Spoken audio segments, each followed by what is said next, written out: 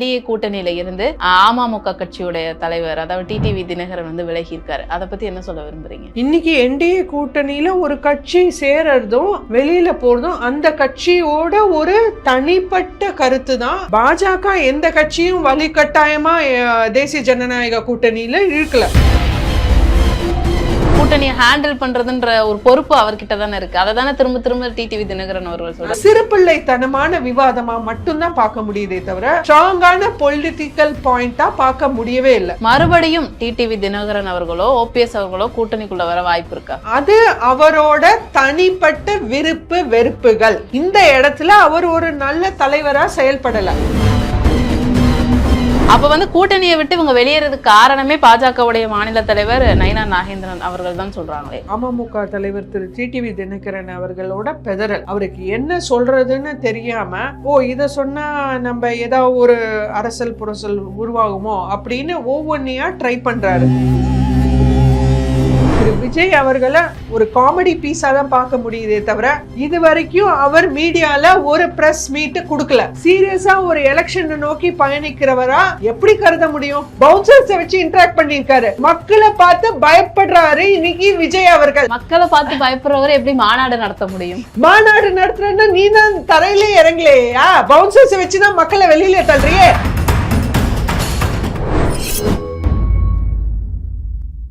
Little tax plus நேயர்களுக்கு வணக்கம். இன்னைக்கு நம்ம கூட இந்த கலந்துரையாடல்ல பாஜகவை சேர்ந்த பிரியா ஸ்ரீதர் இருக்காங்க. வணக்கம். வணக்கம். எப்படி இருக்கீங்க? நல்லா இருக்கேம்மா. நல்லா இருக்கீங்க? நல்லா இருக்கேன், ரொம்ப நன்றி. இப்போ வந்து பாத்தீங்கன்னா அண்மையில வந்து அமித்ஷா அவர்களுடைய தலைமையில பூத் கமிட்டி பொறுப்பாளர்கள் மாநாடு நடந்து முடிஞ்சது. தலைவர் பாஜகவுடைய மாநில தலைவர் நயினா நாகேந்திரன் அவர்களுமே வந்து இதை இன்னும் நாங்கள் வலுப்படுத்துவோம், பொறுப்பாளர்கள் நிறைய நியமிப்போம் அப்படின்னு சொல்லியிருக்காங்க. அதற்கான வேலைப்பாடுகள்லாம் எப்படி போயிட்டு இருக்கு? நல்லாவே போயிட்டு இருக்கு. ஏன்னா பாஜகன்றது பார்த்தோம்னா இன்னைக்கு ஒரு மாநில கட்சி இல்லை, ஒரு தேசிய கட்சி. அப்படின்றப்போ எல்லாருமே பழம்பெரும் தலைவர்கள், அரசியலில் நல்ல பழகினவங்க, அவங்க நல்ல ஒரு கட்டமைப்போட தான் எலெக்ஷனை நோக்கி நகர்வுகள் இருக்கு. பாஜக ஏடிஎம்கே கூட்டணி அமைஞ்சிருக்கு. மறுபடியும் தலைவர்களும் பார்த்தீங்கன்னா ஒரு நல்ல நட்போட இருக்காங்க. அதுக்கு எடுத்துக்காட்டா வந்து எடப்பாடி அவர்கள் ரீசெண்டாக நயினா நாகேந்திரன் அவருடைய வீட்டுக்கு விருந்துக்கெல்லாம் போயிட்டு வந்திருக்காரு. ஸோ தலைவர்களுக்கு இடையில ஒரு நல்ல நட்புறவு இருக்கு. தொண்டர்களுக்கு இடையில அது எந்த அளவுக்கு இருக்கு? ஏடிஎம்கே தொண்டர்களுக்கும் பாஜக தொண்டர்களும் எப்படி இருக்காங்க? என்ன மாதிரி உறவுல இருக்காங்க? அதாவது இன்னைக்கு தலைவர்கள் எவ்வழியோ அவ்வழியே தொண்டர்கள்ன்ற மாதிரி பாஜகவும் சரி அதிமுகவும் சரி ஒரு பொலிட்டிக்கலி மெச்சூர் பார்ட்டிஸ் ரெண்டுமே. ஸோ தொண்டர்களுமே அவங்க வந்து ஒரு பார்ட்டியோட கண்ணோட்டத்தை நோக்கி தலைவர்கள் என்ன சொல்கிறாங்களோ அதை மதித்து நடக்கக்கூடிய ஒரு தொண்டர்கள் தான். இன்னைக்கு அது நல்ல சுமூகமாக நல்ல ஒரு நட்புறவாக தான் போயிட்டுருக்கு. இப்போ அதிமுகவுக்கு இடையிலே உட்கட்சி பூசல் நடந்துட்டு இருக்கு. அதாவது செங்கோட்டையன் அவர்கள் வந்து கட்சியில் ஒற்றை தலைமை வேணும்னு கேட்குறதா இருக்கட்டும், அதை கேட்டதுக்கு காரணமாக எடப்பாடி அவர்கள் செங்கோட்டையன் அவர்களுடைய பதவி பறிக்கப்பட்டதாக இருக்கட்டும், இந்த மாதிரி செய்திகள் நம்ம கேட்டுட்டு இருக்கோம். இன்னொரு பக்கம் பார்க்கும்போது என்டிஏ கூட்டணியில இருந்து அமமுக கட்சியுடைய தலைவர் அதாவது டிடிவி தினகரன் வந்து விலகி இருக்காரு. அதை பற்றி என்ன சொல்ல விரும்புறீங்க? ஸோ இன்னைக்கு நம்ம பார்த்தோம்னா என்டிஏ கூட்டணின்றது வந்து ஒரு வலுவான கூட்டணியாக களத்தில் இருக்கு. இன்னைக்கு என்டிஏ கூட்டணியில் ஒரு கட்சி சேரறதும் வெளியில் போகிறதும் அந்த கட்சியோட ஒரு தனிப்பட்ட கருத்து தான். அந்த கட்சியோட தலைவர் அந்த கட்சியோட தலைமையில் முடிவெடுக்கிற ஒரு அவங்க முடிவை நோக்கி போயிட்டுருக்காங்க. ஸோ இதுக்கும் பாஜகவுக்கும் எந்த சம்பந்தமும் இல்லை. ஏன்னா பாஜக எந்த கட்சியும் வலிகட்டாயமாக தேசிய ஜனநாயக கூட்டணியில் இழுக்கல. இன்னைக்கு நம்ம பார்த்தோம்னா ஒரு அரசியல் களத்தில் இந்தியா லெவலில் பார்த்தோம்னா திரு நிதிஷ்குமார் அவர்கள் இந்தியா கூட்டணி ஃபார்ம் ஆகிறதுக்கு ஒரு முக்கியமான தலைவராக இருந்தவர். அவரே இந்தியா கூட்டணி விட்டு வெளில வந்து தேசிய ஜனநாயக கூட்டணியில் சேர்ந்தார். அதே மாதிரி அதிமுக நீங்கள் சொன்னீங்க, இப்போ தான் அதிமுக போன மக்களவை தேர்தலுக்கு முன்னாடி வெளியில் போனாங்க, இப்போ வந்து இணைஞ்சிருக்காங்க. இதெல்லாம் அந்தந்த தனிப்பட்ட கட்சி அவங்க தலைமை அவங்க தலைவர்கள் எடுக்கிற முடிவாக மட்டும்தான் பார்க்க முடியும். திரு அமித்ஷாஜி அவர்களுமே சென்னைக்கு வந்தப்போ அதிமுகவை என்டிஏல இணைக்கிறப்போ அவர் சொன்ன விஷயம், முக்கியமான விஷயம் என்ன, பாஜக கூட்டணியில் அதிமுக இருந்தாலும் அதிமுகவோட உட்கட்சி விவகாரத்தில் பாஜக தலையிடாது. இது வந்து ஒரு அமித்ஷாஜி வந்து ஒரு தேசிய தலைவர், அவர் என்ன வேணா சொல்லலாம். ஆனாலும் அப்படி ஒரு பவர்ஃபுல் பொசிஷன்ல இருக்கிறவரே ஒரு நல்ல அரசியல்வாதியா ஒரு நல்ல தலைவரா அந்த இடத்துல நின்று ஒரு கட்சியோட உட்கட்சி விவகாரத்துல நாங்க தலையிட மாட்டோம்ன்ற ஒரு ஸ்டேட்மெண்ட் விட்டுருக்காரு. அதுக்கு உட்பட்டு தான் நம்ம பாஜகவோட மாநில தலைவர் திரு நயினார் நாகேந்திரன் அவர்கள் தலைமைக்கு உட்பட்டு தான் நடக்க முடியும். அது நடக்கிறது தான் அவரோட ரெஸ்பான்சிபிலிட்டி, அவரோட டியூட்டி. அவர் ஒரு பாஜகவோட ஒரு நல்ல காரியகர்த்தாவா நடந்துட்டு இருக்காரு. தலைமையில் என்ன சொல்றாங்களோ அதை தான் அவர் களத்துல செயல்படுத்த முடியும். அதே இது இந்த கட்சிக்குன்னு மட்டும் இல்லை, எந்த கட்சியை எடுத்தாலும் ஒரு பொது அரசியல் நாகரிகம். ஒரு கட்சியோட விவகாரத்துல இன்னொரு கட்சி எப்படி தலையிட முடியும், எப்படி இன்னொரு கட்சி தலைவர் இதுல தலையிடணும்னு எதிர்பார்க்கிறதே முதல்ல ஒரு தலைவருக்கு அழகில்லை. இப்ப நீங்க சொன்னீங்க இல்லையா, அதாவது ஒரு கட்சி கூட்டணிக்குள்ள வர்றதும் அந்த கூட்டணியில இருந்து வெளியேறதும் அந்த கட்சியோட தனிப்பட்ட முடிவு அப்படின்னு. ஆனா டிடிவி தினகரன் ஒரு பிரஸ் மீட்ல என்ன சொல்லியிருக்காரு அப்படின்னா, நாங்க இந்த கூட்டணியில இருந்து வெளியேறதுக்கு காரணமே பாஜகவுடைய மாநில தலைவர் நயினார் நாகேந்திரன் அவர்கள் தான். அவருக்கு இந்த கூட்டணியை கரெக்டா ஹேண்டில் பண்ண தெரியல, அண்ணாமலை இருக்கும்போது கரெக்டா ஹேண்டில் பண்ணாரு அப்படின்ற ஒரு விஷயம் சொல்லியிருக்காரு. அப்ப கூட்டணியை விட்டு இவங்க வெளியேறதுக்கு காரணமே பாஜகவுடைய மாநில தலைவர் நயினார் நாகேந்திரன் அவர்கள் தான் சொல்றாங்களே. அதாவது திரு டிடிவி தினகரன் அவர்கள் அவரோட கடந்த சில பிரஸ் மீட்டுகளை எடுத்து பார்த்தோம்னா, அவர் ஒரு நிலைப்பாடுல இல்லை, அவரோட நிலைப்பாட்டை மாற்றிட்டே இருக்காரு. அதாவது இது எப்படி இருக்குன்னா, இதுல ஏதோ ஒரு உள்கை இருக்குன்னு தோணுது. அவர் ஃபர்ஸ்ட் என்னன்னா ஏதோ ஒரு சலசலப்பை உருவாக்கணும். சரி, எதுக்காக அப்படி நினைக்கிறாரு, சலசலப்பை உருவாக்கணும் கட்சிக்குள்ளன்னு? அதுதான் சொல்றேன், இது ஒரு உள்கை இருக்குன்னு. ஏன்னா இவரா திரு டிடிவி தினகரன் அவர்கள் இன்னைக்கு நேத்திக்கு அரசியல்ல வந்தவர் இல்லை. அவரும் ஒரு பழம்பெரும் தலைவர், தமிழ்நாட்டில் பல எலெக்ஷனை சந்திச்ச ஒரு தலைவர். அவர் இப்ப எலெக்ஷனுக்கு சில மாதங்களே இருக்கு. இது ஒரு எலெக்ஷன் ஃபீவர்னு கூட சொல்லலாம். ஏன்னா எக்ஸாம் ஃபீவர் மாதிரி எலெக்ஷன் ஃபீவர். இப்போ எலெக்ஷன் வரவும் எல்லா கட்சிக்குள்ளேயும் ஒரு சலசலப்புகள், ஒருத்தருக்குள்ள ஒரு மனஸ்தாபங்கள் வரதான் செய்யும். அது ஒரு நார்மலான விஷயம்.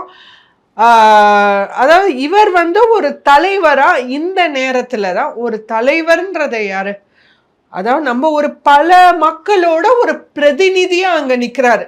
இவர் ஒரு தனிப்பட்ட நபர் இல்ல, ஒரு பல மக்களோட ஒரு பிரதிநிதியா அங்க நிற்கும் போது இவர் தன்னோட சொந்த விருப்பு வெறுப்புகளை தாண்டி கட்சிக்காக யோசிக்கணும், மக்களுக்காக யோசிக்கணும், எலெக்ஷனை நோக்கி பயணிக்கணும்.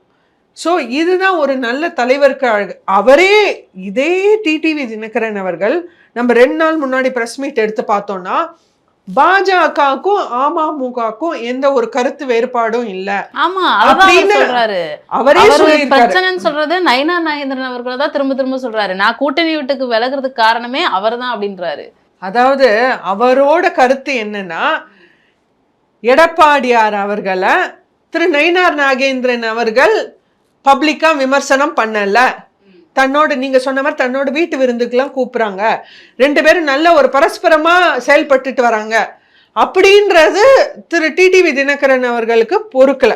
இவர் விருந்துக்கு கூப்பிடலன்றதா இவருக்கு பிரச்சனையா போட்டு? அப்படி இல்ல, திரு எடப்பாடியார் அவர்களை ஏன் இவர் விமர்சனம் பண்ண மாட்டேங்கிறாரு, ஏன் இந்த ஒரு எங்களோட விவகாரத்துல அவர் தலையிட மாட்டேங்கிறாரு அப்படின்ற ஒரு கேள்விதான் அவர் மனசுல இருக்கு. இல்லையே, அவர் என்ன சொல்லியிருக்காரு அப்படின்னா, ஓபிஎஸ் அவர்கள் பிரதமர் மோடியை மீட் பண்ணணும் அப்படின்னு நயினார் நாகேந்திரன் அவர்கள் மூலமா ட்ரை பண்ணதாகவும், அதை இவங்க நிராகரிச்சுட்டாங்க, இவங்க சரியா ரெஸ்பாண்ட் பண்ணல, இன்னைக்கு ஓபிஎஸ் அவர்களுக்கு நடக்கிறது நாளைக்கு எனக்குமே நடக்கலாம் அப்படின்ற ஒரு கருத்தையுமே அவர் சொல்லியிருக்காரு தானே டிடிவி தினகரன் அவர்கள். அதாவது திரு டிடிவி தினகரன் அவர்கள் பல பேர் பல கருத்துக்கள் சொல்லலாம். திரு ஓபிஎஸ் அவர்கள் எல்லாருக்குமே தெரியும், தேசிய ஜனநாயக கூட்டணி விட்டு வெளில போகும்போது திரு நயினார் நாகேந்திரன் அவர்கள் தான் அங்க உதவிக்கரம் நீட்டினாரு.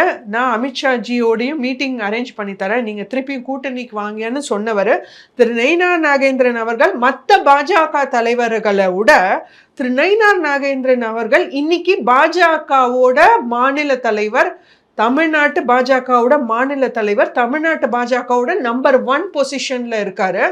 இன்னைக்கு அவருக்கு கள விவரம் நல்லாவே தெரியும், கூட்டணி கணக்குகள் நல்லாவே தெரிஞ்ச, சாணக்கியத்துவம் தெரிஞ்ச ஒரு தலைவர் அவர் இன்னைக்கு ஒரு எஃபிஷியன்ட் லீடரா, அவர் ஒரு பாஜகவோட ஒரு நல்ல காரியகர்த்தாவா அவர் இன்னைக்கு செயல்பட்டுட்டு வராரு. இன்னைக்கு ஒரு 10 வாக்கு உள்ள ஒரு கட்சினா கூட நம்ம கூட்டணிக்கு முக்கியம்னு நினைக்கிறவரு, அவர் எப்படி ஓபிஎஸ்ஸையும் அமமுகவையும் வெளில போக சொல்ல போறாரு?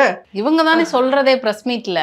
தேசிய ஜனநாயக கூட்டணியில சேர்ந்தது அவரோட விருப்பத்தோட, வெளில வந்தது அவரோட விருப்பத்தோட. அவருக்கு உள்ள ஏதோ ஒரு குமுறல், திரு எடப்பாடியார் நம்மள மதிக்க மாட்டேங்கிறாரு, இதை வேற விதமாகவும் சாயம் பூச ட்ரை பண்றாரு. முக்குளத்தோர் சமுதாயத்தோட முக்கியமான தலைவர்கள் நானும் ஓபிஎஸ் அவர்களும் எங்களை மதிக்க மாட்டேங்கிறாங்க, திரு எடப்பாடியார் அவர்கள் முக்குளத்தோரோட எதிரியா செயல்படுறாரு அப்படின்றாரு. இது அறவே பொய். இது சொல்லும் போதே தெரியுது இது பொய். ஏன்னா திரு நயினார் நாகேந்திரன் அவர்கள் முக்குளத்து சமுதாயத்தோட ஒரு முக்கியமான தலைவர். அப்படிங்கையில திரு ஓபிஎஸ் திரு எடப்பாடி அவர்களும் திரு நயினார் நாகேந்திரன் அவர்களும் நல்ல ஒரு பரஸ்பரத்திலையும் நல்ல ஒரு நட்போடையும் தானே செயல்பட்டுட்டு வராங்க. ஸோ இவங்களுடைய நட்பு டிடிவி தினகரன் அவர்களுக்கு பிடிக்காததால கூட்டணி விட்டு வெளியேறிட்டாரு, அப்படியா? அவரை பொறுத்த வரைக்கும் அவருக்கு எடப்பாடியாருக்கும் அவருக்கும் சில கருத்து வேறுபாடுகள். இதுல திரு நயினார் நாகேந்திரன் அவர்கள் தலையிடணும்னு எதிர்பார்க்கிறாரு. திரு நயினார் நாகேந்திரன் அவர்கள் பாஜக தலைவரா இதுல எப்படி தலையிட முடியும்? இப்போ ஒரு கூட்டணியை சேர்க்கறதுன்றது அவருடைய ஒரு கடமையா தானே இருக்கு. ஏன்னா கூட்டணியை ஹேண்டில் பண்றதுன்ற ஒரு பொறுப்பு அவர்கிட்ட தானே இருக்கு. அதை தானே திரும்ப திரும்ப டிடிவி தினகரன் அவர்கள் நல்ல ஒரு அண்ணாமலை அவர்கள் ஹேண்டில் பண்ண அளவுக்கு இவர் ஹேண்டில் பண்ண முடியல அப்படின்னா அதுக்கு என்ன அர்த்தம்? அவர் சரியா ஹேண்டில் பண்ணலையோ அப்படின்றதான் அவர் சொல்ல வராரு. அதாவது இல்ல ரெண்டு பாயிண்ட் இருக்கு. நல்ல கேள்வி கேட்டீங்கம்மா. ஃபர்ஸ்ட் பாயிண்ட், பாஜகவை பொறுத்த வரைக்கும் எல்லா தலைவர்களும், திரு அண்ணாமலையாராக இருக்கட்டும், திரு நயினார் நாகேந்திரனாக இருக்கட்டும், எல்லாருமே என்டிஏ கூட்டணியில் உள்ள எல்லா தலைவர்களும் நல்லா ஒத்து போய் எல்லாருமே பழம்பெரும் தலைவர்கள், எல்லாருமே நல்ல மெச்சூர் பாலிட்டிஷியன்ஸ். அவங்களுக்கு இப்போ எலெக்ஷன் வரப்போகுது. களத்தில் ஒரு நாளும் ரொம்ப முக்கியமான நாள்னு நல்லா அறிஞ்சவங்க. ஏன்னா யாருமே ஒரு அரசியல்வாதியாக நமக்கு ஒரு எலெக்ஷன்றதுக்கு தான் பல வருஷம் நம்ம வெயிட் பண்ணிட்டு இருக்கோம். ஒரு கட்சின்றவங்க ஒரு எலெக்ஷனுக்காக பல வருஷம் தவம் கடந்து இந்த ஒரு நேரத்துக்காக வெயிட் பண்ணுற ஒரு பொன்னான நேரம் இது. Election is round the corner. So இந்த டைமில் தலைவர்கள் கட்சிகள் கூட்டணியில் இருந்து நல்லபடியாக செயல்பட்டு எலெக்ஷனில் வெற்றியை நோக்கி பயணிக்கணுமே தவிர இந்த மாதிரி ஒரு time wasters is a big no. So இன்னைக்கு பார்த்தோன்னா இதெல்லாம் புரிஞ்சு செயல்படுறவங்க என்டிஏ கூட்டணியில் உள்ள தலைவர்கள். ஸோ இதை இவங்க பொறுக்காம இவங்களையும் அவங்களையும் பேர் சொல்லி அனாவசியமாக ஒரு பொருளையை கலப்ப ட்ரை பண்ணுறாங்க. அது ஒரு விஷயம். ரெண்டாவது விஷயம், இவரோட நீங்கள் கரெக்டாக சொன்னீங்க, திரு டிடிவி தினகரன் அவர்கள் ப்ரெஸ் மீட்டில் என்ன சொல்லியிருக்காரு? அவர் கூட்டணியை ஹேண்டில் பண்ணலை அப்படின்னு. நான் கேட்குறேன், கூட்டணியை யாரை ஹேண்டில் பண்ணும்? கூட்டணியில நீங்க உங்க விருப்பப்பட்டு சேர்றீங்க. கூட்டணியில ஒவ்வொருத்தரும் ஒரு கட்சியோட தலைவர். ஸோ இவ்வளோ தலைவர்கள் சேர்ற இடத்துல அந்தந்த தலைவர்கள் ஒரு புரிதலோட ஒரு மெச்சூரிட்டியோட பிஹேவ் பண்ணணும்னு எதிர்பார்ப்போம். அந்த இடத்துல தானா வெளியில கூட்டணியை ஹேண்டில் பண்ணலன்னா அது ஒரு பேஸ் இல்லாத, ஒரு அடிப்படை இல்லாத ஒரு அரசியல் விவாதமாக தான் பார்க்க முடியுதே தவிர, ஒரு சிறுபிள்ளைத்தனமான விவாதமாக மட்டும்தான் பார்க்க முடியுதே தவிர, ஒரு ஸ்ட்ராங்கான பொலிட்டிக்கல் பாயிண்டாக பார்க்க முடியவே இல்லை. ஆனால் இந்த ஒரு சிச்சுவேஷன்லையும் திரு நயினார் நாகேந்திரன் அவர்கள் தான் ஒரு நல்ல தலைவர்ன்ற ப்ரூவ் பண்ணியிருக்காரு. ஏன்னா அவர் இவ்வளோ ஒரு அப்போசிஷன் வந்தபோது கூட அவர் டிடிவி தினகரன் அவர்கள் திரு நயினார் நாகேந்திரனும் அவரும் நல்ல பரஸ்பரத்தில் இருந்தவங்க தான். திரு நயினார் நாகேந்திரன் அவர்கள் திரு டிடிவி தினகரன் அவர்களுக்கு நம்பிக்கையுரியவராக இருந்தவர் தான். அப்படி இருந்தும் திரு டிடிவி தினகரன் அவர்கள் மீடியாவில் இவ்வளோ ஓப்பனாக சாடல் வைக்கும்போது திரு நயினார் நாகேந்திரன் அவர்கள் பொறுமையாக ஒரு தலைவராக ஹேண்டில் பண்ணி தலைமையில் இருக்கிறத சொல்கிறத கேட்டு நடந்துட்டு தன்னோட கட்சி விவகாரத்தை தான் அவர் பார்க்க முடியும். தன்னோட கட்சியோட செயல்பாடுகள் களத்தில் எப்படி போயிட்டு இருக்கு அதை தான் அவர் பாஜகவோட மாநில தலைவராக பார்க்க முடியும். அதை தான் அவர் செஞ்சுட்டே இருக்காரு. ப்ளஸ் அதையும் தாண்டி இன்னைக்கு ப்ரெஸ் மீட்டில் அவர் ஏர்போர்ட்டில் ஒரு ப்ரெஸ் மீட்டில் சொல்லியிருக்காரு, நான் 2001 எலெக்ஷன்ஸ் போதெல்லாம் திரு டிடிவி தினகரன் அவர்கள் என்ன மாதிரி ஆட்கள் மேலே வரத்துக்கு ஒரு பெரிய ஒரு ஊண்டுகோலாக இருந்திருக்காரு அப்படின்னு. அதாவது நம்மள ஒருத்தங்க அப்போஸ் பண்றாங்கன்னு தெரிஞ்சும் பப்ளிக்கா நம்மள ஒரு சாடல் நம்ம மேல பல மாறுபட்ட கருத்துக்கள் வைக்கிறாங்கன்னு தெரிஞ்சும் அவங்கள விட்டு கொடுக்காம பேசுற பாருங்க, அதுதான் திரு நயினார் நாகேந்திரன் அவர்களோட ஒரு தலைமை, அவரோட ஸ்பெஷாலிட்டி. அவர் ஒரு எஃபிஷியன்ட் லீடர்னு இந்த இடத்துல ப்ரூவ் பண்ணியிருக்காரு. சரி, இப்போ அவர் விட்டு கொடுக்காம பேசிட்டாரு, மறுபடியும் டிடிவி தினகரன் அவர்களோ ஓபிஎஸ் அவர்களோ கூட்டணிக்குள்ள வர வாய்ப்பு இருக்கா? கண்டிப்பா அவங்க வந்தாங்கன்னா பாஜக கண்டிப்பா ஓப்பன் ஹேண்ட்ஸோட வெல்கம் பண்ணும். ஏன்னா பாஜக முதல்லேருந்து வைக்கிற பாயிண்ட், திமுகவை எதிர்க்கிறவங்க நம்ம கூட்டணிக்கு வெல்கம் அப்படின்னு முதல்லேருந்தே சொல்லிட்டு தான் வராங்க. ஆனா இன்னொரு விஷயம் டிடிவி தினகரன் சொல்லியிருக்காரு, அதிமுகவில் எடப்பாடி அவர்கள் வந்து முதல்வர் வேட்பாளராக இருக்கிற பட்சத்துல நாங்க கூட்டணிக்குள்ள வரமாட்டோம்னு இன்னொரு கருத்தையுமே அவர் சொல்லியிருக்காரு. கண்டிப்பா அதுதான் சொன்னேன். அது அவரோட தனிப்பட்ட விருப்பு வெறுப்புகள். இந்த இடத்துல அவர் ஒரு நல்ல தலைவரா செயல்படல. ஏன்னா எலெக்ஷன் வரப்போ தமிழ்நாடை பொறுத்த வரைக்கும் இருமுனை போட்டியே. ஸோ எலெக்ஷன் வரப்போ நம்ம இந்த கூட்டணியில இருந்து நம்ம வந்து திமுகவை வீழ்த்தி தமிழ்நாடை மீட்கணும், இந்த வாரிசு அரசியலை ஒழிக்கணும் அப்படின்ற ஒரு நோக்கத்தோட செயல்படணுமே தவிர, இப்போ போய் வந்து இது ஒரு சிறுபிள்ளைத்தனமான விவாதங்களுக்கான ஒரு நேரமும் இல்லை, களமும் இல்லை. இப்போ அதிமுகவுல உட்கட்சி பிரச்சனைகள்லாம் இருக்கு அப்படிங்கிறத தாண்டி பாஜகக்குள்ளேயுமே உட்கட்சி பிரச்சனைகள் இருக்கோ அப்படின்னு தோண வைக்குது. எதனால அப்படின்னா, இப்போ டிடிவி தினகரன் அவர்கள் சொன்ன இதை வச்சுதான், அதாவது அண்ணாமலை அவர்கள் நல்லா ஹேண்டில் பண்ணார் கூட்டணியை, ஆனா நயினார் நாகேந்திரன் அவர்கள் கரெக்டா ஹேண்டில் பண்ணல அப்படின்னு இருக்காரு. அப்ப பாஜகக்குள்ளேயுமே வந்துட்டு இந்த 2 பிரிவுகள் இருக்கும், அண்ணாமலை பிரிவு, நயினார் நாகேந்திரன் அவர்களோட பிரிவுன்னு. அதுதான் சொன்னேன். திரு அமமுக தலைவர் திரு டிடிவி தினகரன் அவர்களோட பெதறல், அவருக்கு என்ன சொல்றதுன்னு தெரியாம ஒரு விஷயமா, இதை சொன்னா நம்ம ஏதாவது ஒரு அரசல் புரசல் உருவாகுமோ அப்படின்னு ஒவ்வொன்றையா ட்ரை பண்றாரு. இல்ல நான் உங்களை கேட்கிறேன், நீங்க பாஜகல இருக்கீங்க, உங்க கட்சிக்குள்ளேயே அப்படி இருக்கான்ற 2 பிரிவுகள் இருக்கா? அண்ணாமலை அவர்களுடைய சப்போர்ட்டர்ஸ், நயினார் நாகேந்திரன் அவர்களுடைய சப்போர்ட்டர்ஸ்னு. இன்னைக்கு பாஜகல, அதுதான் நான் முன்னாடி சொன்னேன், இன்னைக்கு பாஜகல உள்ள தலைவர்கள் எல்லாம் பழம்பெரும் தலைவர்கள். எல்லாருமே பாஜகல நல்ல, அதாவது அரசியல்ல ஊறினவங்க.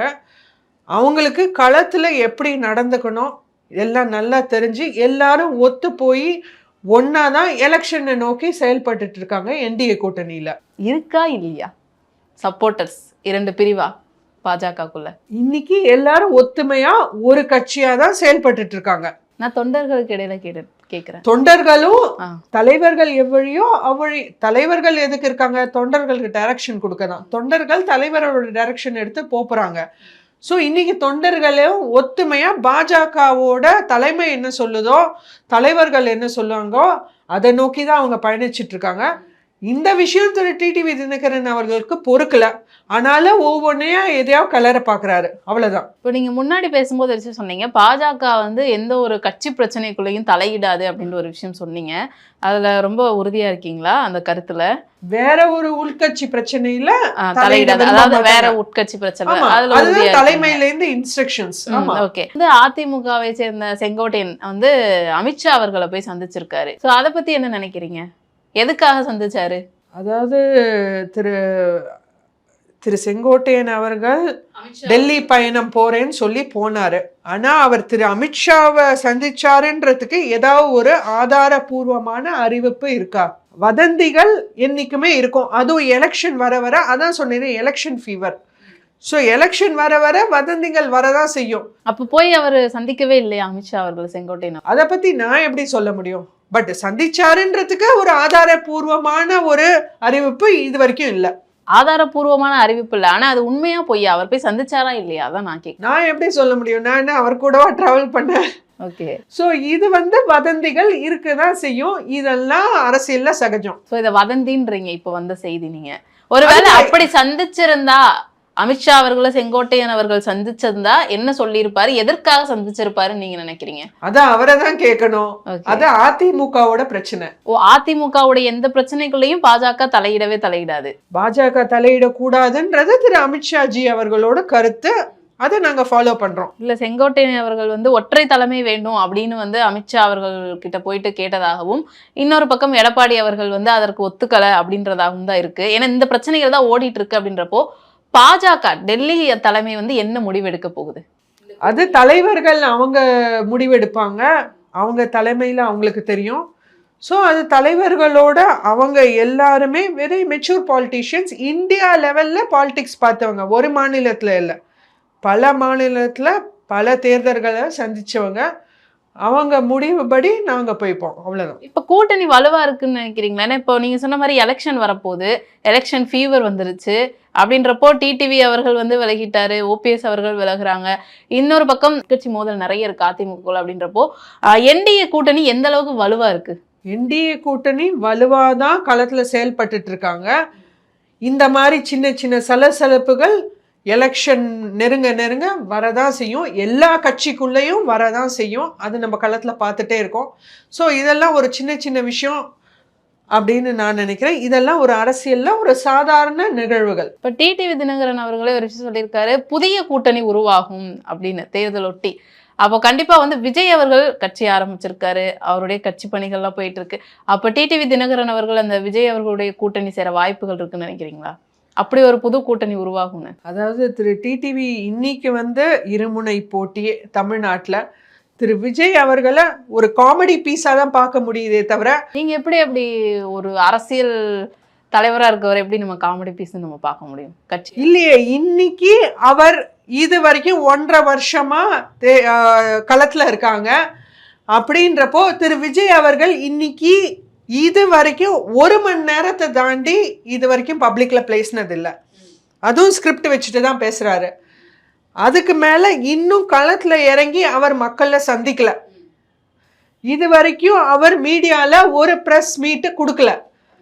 அப்படின்றப்போ அவரை ஒரு சீரியஸான கண்டெண்டரா, சீரியஸான பொலிட்டிக்கல் பார்ட்டியா, சீரியஸாக ஒரு எலெக்ஷனை நோக்கி பயணிக்கிறவரா எப்படி கருத முடியும்? 1 மணி நேரம் பேசல, ஸ்கிரிப்ட் வச்சு பேசுறாரு, பிரஸ் மீட் கொடுக்கல, இதெல்லாம் அவர் பண்ணல. அப்ப இதெல்லாம் பண்ணுனா அவர் வலுவான தலைவர் நீங்க ஒத்துப்பீங்களா? பண்ணலையே.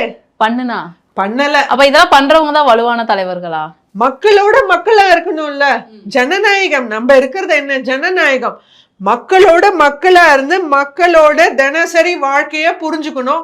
மக்கள் என்ன எதிர்கொள்றாங்க, ஒரு கட்சி ஒரு மாவட்டத்தில் போனோம்னா, ஒரு வட்டத்தில் போனோம்னா மக்களுக்கு என்ன பிரச்சனைகள் ஓடிட்டு இருக்கு, மக்கள் அங்க எதை எதிர்பார்த்து எதை நோக்கி மாற்றத்தை எதிர்பார்க்குறாங்க, 2026 எலெக்ஷன்ல என்ன மாற்றம் எதிர்பார்க்குறாங்க அப்படின்னு புரிஞ்சுட்டு களத்தில் இருக்கிறவங்க தான் ஒரு தலைவர். அது இல்லைன்றப்போ அதை பற்றி பேசியே டைம் வேஸ்ட்டு. நான் ஒன்று சொல்கிறேன், தப்பா எடுத்துக்காதீங்க. விஜய் அவர்களாவது வந்து 1 மணி நேரம் ப்ரெஸ் மீட் கொடுக்கலனாலும் மக்களோட ஏதோ ஒரு விதத்துல இன்டராக்ட் பண்றாரு. என்ன இன்டராக்ட் பண்ணிட்டாரு? பவுன்சர்ஸ் வச்சு இன்டராக்ட் பண்ணிருக்காரு. மக்களை பார்த்து பயப்படுறாரு இன்னைக்கு விஜய் அவர்கள். மக்களை பார்த்து பயப்படுறவர் எப்படி மாநாடு நடத்த முடியும்? மாநாடு நடத்துறன்னா நீ தான் தரையிலே இறங்கலையா? பவுன்சர்ஸ் வச்சுதான் மக்களை வெளியில தள்ளுறீங்க. மக்களை ஒரு எதிரியா பார்த்து, ஒண்ணு நோக்கி வர ரசிகரை ஒரு எதிரியா பார்த்து நீ தள்ளுறியே. ஜனநாயகங்க. இன்னைக்கு இது வரைக்கும் எந்த இஷ்யூல அவர் வந்து பேசியிருக்காரு? அஜித் குமார் அவர் இஷ்யூ, கெவின் அவர் ஆணவ கொலை வழக்கு, இவ்வளோ தூய்மை பணியாளர்கள் இஷ்யூ, இந்த எந்த இஷ்யூல அவர் வந்து களத்துல இறங்கி பேசியிருக்காரு மக்களோட? யாருமே அப்படி பார்த்தா பேசவே இல்லை இந்த விஷயங்கள் எதையுமே. அவர் இன்னைக்கு மக்களோட அரசியல் இப்பதான் புதுசா வராரு. அவர் களத்துல இறங்கி மக்களோட பிரச்சனைகளை புரிஞ்சுக்க வேண்டாமா? அவர் ஒரு மாற்றத்தை கொண்டு வரேன்னு தானே இறங்குறேன்னு சொல்றாரு. அப்ப அந்த மாற்றம் என்ன கொண்டு வந்தாரு? ஒரு ஏமாற்றம் தானே கொண்டு வந்திருக்காரு இது வரைக்கும். அதாவது இதுக்கு எதுக்குமே அவர் பேசல அப்படின்னு ஒரு குற்றச்சாட்டை நீங்க முன்வைக்கிறீங்க அவர் மேல. ஒரு தலைவரா அவர் இன்னைக்கு எந்த விதத்துல தலைவரே இல்லைன்னீங்க, ஒரு தலைவரா நம்ம நீங்களே அவர் சொல்லிக்கிறார்ல, அவர் ஒரு கட்சி தலைவரா தன்னை சொல்லிக்கவும் இன்னைக்கு மக்களோட பிரச்சனைகளுக்கும் எதுக்கும் குரல் கொடுக்கலன்றப்போ அவரை எப்படி ஒரு தலைவரா ஏத்துக்க முடியும்? அந்த கட்சிக்கு இன்னைக்கு விஜய் இல்லைன்னா அந்த கட்சிக்கு ஒரு ஃபேஸ் இல்லை. அந்த மாநாட்டில் சப்போஸ் திரு விஜய் அவர்களால் வர முடியலன்னா அன்னைக்கு அந்த மாநாடு அந்த ஒரு இதுவாக நடந்திருக்காது, அந்த கூட்டம் வந்திருக்காது. அப்படின்றப்போ இன்னைக்கு அதை ஒரு கட்சியாகவும் இவரை ஒரு தலைவராகவும் என்னால ஏத்துக்க முடியல. நிறைய விஷயங்கள் பகிர்ந்துக்கிட்டீங்க. இந்த கூட்டணி தொடர்பான விஷயங்களா இருக்கட்டும், இதில் நடக்கிற பிரச்சனைகளா இருக்கட்டும், நிறைய விஷயங்கள் பகிர்ந்துக்கிட்டீங்க. தொடர்ந்து பேசலாம். நன்றி. நன்றிங்க.